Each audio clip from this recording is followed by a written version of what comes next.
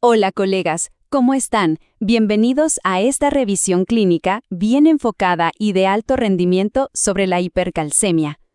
La idea de hoy es simple. Vamos a desglosar este tema de una forma que sea útil, práctica y directa. Vamos a ver los puntos clave que necesitamos saber, ya sea para la práctica del día a día o para enfrentar exámenes como el EUNACOM. Así que sin más preámbulos, vamos directo al grano. A ver, esta es la ruta que vamos a seguir, que si se fijan, es la misma lógica que usamos frente a un paciente. Partimos por lo básico, ¿qué es y qué tan grave es? Luego nos preguntamos el por qué, investigando las causas principales. Después vemos cómo se manifiesta, o sea, la clínica. Con eso en mente, armamos el plan de estudio diagnóstico. Y finalmente, lo más importante, ¿cómo lo vamos a manejar? Un recorrido completo, desde la sospecha hasta la acción. Muy bien, empecemos por el principio. Antes de siquiera pensar en las causas o en el tratamiento, tenemos que tener súper claro de qué estamos hablando. En esta primera parte vamos a ponerle números al problema. No solo es definir qué es la hipercalcemia, sino también, y esto es muy importante, clasificar qué tan severa es. Este primer paso es crítico, porque va a definir la urgencia de todo lo que hagamos después. Ok, la definición bioquímica es nuestro punto de partida y es muy directa. Hablamos de hipercalcemia cuando el calcio en sangre está por sobre 10.5 miligramos por decilitro. Este es el número clave, el que tenemos que tener grabado. Y claro, recordar el rango normal entre 8.5 y 10.5 es fundamental para no pasar por alto una alteración que parece pequeña o, al revés, no alarmarse con una cifra que está justo en el límite. Ahora, aquí es donde ese número se vuelve realmente importante en la práctica. Como vemos en la tabla, la severidad nos va a dictar la urgencia. Una hipercalcemia leve, entre 10.5 y 12, muchas veces es un hallazgo de laboratorio, el paciente ni se entera. Pero una vez que pasamos los 12, casi siempre vamos a tener síntomas. Y aquí, atención, el punto de corte que hay que memorizar es este. Un calcio por sobre 14 miligramos por decilitro no es un simple hallazgo, es una emergencia médica y exige que actuemos de inmediato. ¡Listo! Ya sabemos el qué. Ahora vamos a la pregunta del millón, el por qué. Entender de dónde viene el problema es la verdadera clave para resolver este puzzle. Y la buena noticia es que, aunque la lista de posibles causas es bastante larga, en la vida real, el 90% de los casos se explican por dos grandes motivos. Si dominamos esta diferencia, vamos a estar bien orientados desde el primer minuto. Miren, este es quizás el concepto más importante y de mayor rendimiento de toda esta revisión. El contexto del paciente lo es absolutamente todo. Si estamos frente a un paciente en el consultorio, en un control ambulatorio, nuestra principal sospecha tiene que ser un hiperparatiroidismo primario. En cambio, si el paciente está hospitalizado y sobre todo si ya sabemos que tiene un cáncer, la primera causa a descartar es la hipercalcemia de origen maligno.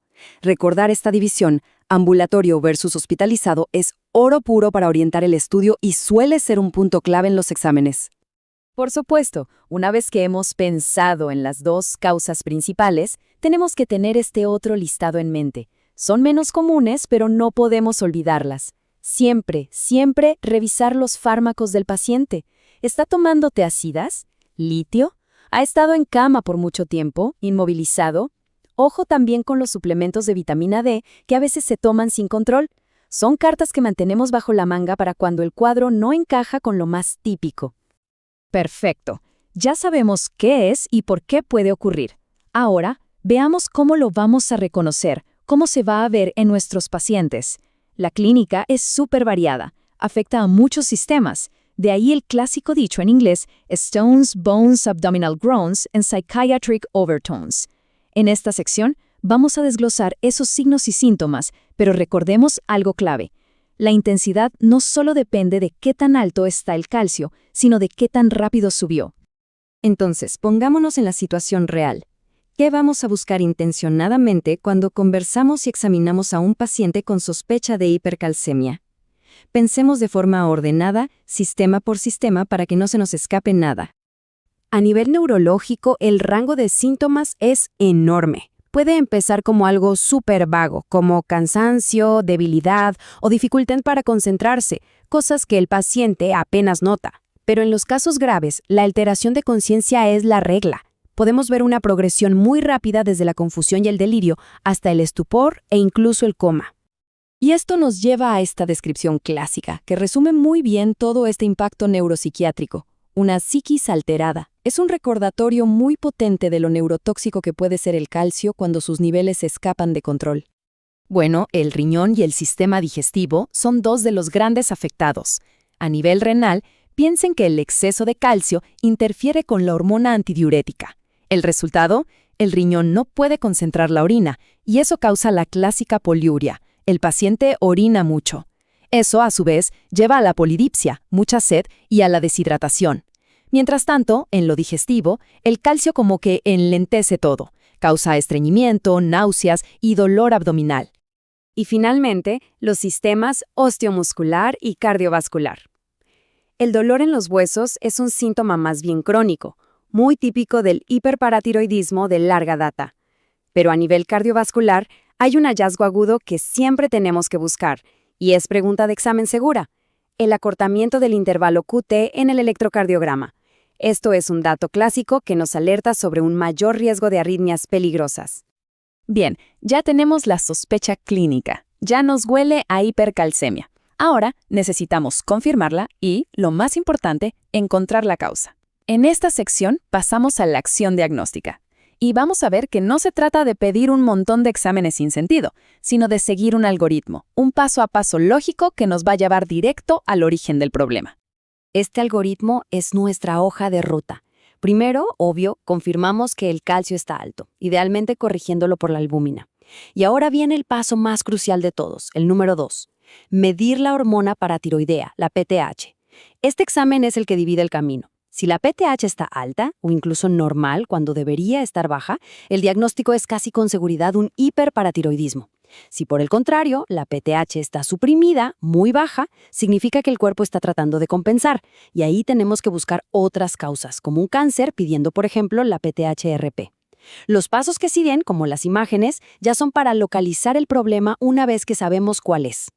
Llegamos a la última parte, y quizá la más práctica, el manejo. Ya diagnosticamos, ya entendimos la causa, ¿ahora qué hacemos? Como dijimos al principio, la gravedad del cuadro es la que manda. Por eso el tratamiento tiene que ser escalonado, ajustado no solo al número del calcio, sino a si el paciente tiene síntomas o no. Vamos desde la simple monitorización hasta la emergencia médica. Esta tabla resume todo nuestro plan de batalla. Fíjense en cómo va progresando. En casos leves, con hidratación oral podemos estar bien, pero para una hipercalcemia moderada a grave, la piedra angular, la base de todo el tratamiento, es la hidratación intravenosa agresiva con suero salino. Esto por sí solo ya ayuda a que el riñón bote más calcio. A esto le sumamos fármacos como los bifosfonatos para frenar la destrucción del hueso. Y ya en los casos más extremos, cuando nada funciona o hay falla renal, la diálisis es nuestra última línea de defensa. Y este es un punto fundamental que no se nos puede olvidar. Todo lo que acabamos de hablar, la hidratación, los bifosfonatos, son medidas para estabilizar al paciente, son un puente. El tratamiento definitivo, la verdadera solución, depende de atacar la causa de raíz, ya sea una cirugía para sacar un adenoma de la paratiroides o iniciar el tratamiento oncológico que corresponda. ¿Y por qué corremos tanto con estos pacientes? Porque las complicaciones de una hipercalcemia grave que no se trata son devastadoras. No hablamos de síntomas pasajeros, hablamos de daño renal que puede ser irreversible, de fracturas por huesos debilitados, de deterioro neurológico permanente e incluso de arritmias que pueden llevar a un paro cardíaco. El diagnóstico y el manejo a tiempo son clave para prevenir todo esto. Para terminar, un pequeño desafío clínico para que cerremos las ideas. Imaginen la escena. Llega al servicio de urgencia un paciente con un calcio de 15 y está confuso. ¿Cuáles son sus 2 primeras acciones terapéuticas? Ahora, ya. Pensemos un segundo en la tabla que vimos. Exacto. La respuesta es doble. Primero, iniciar hidratación intravenosa agresiva con suero salino para forzar que elimine calcio por la orina. Y segundo, administrar un fármaco de acción rápida como la calcitonina, que nos sirve de puente mientras empezamos a usar un bifosfonato, que se va a demorar más en actuar, pero su efecto es más duradero. Esa es la esencia del manejo de una emergencia hipercalcémica.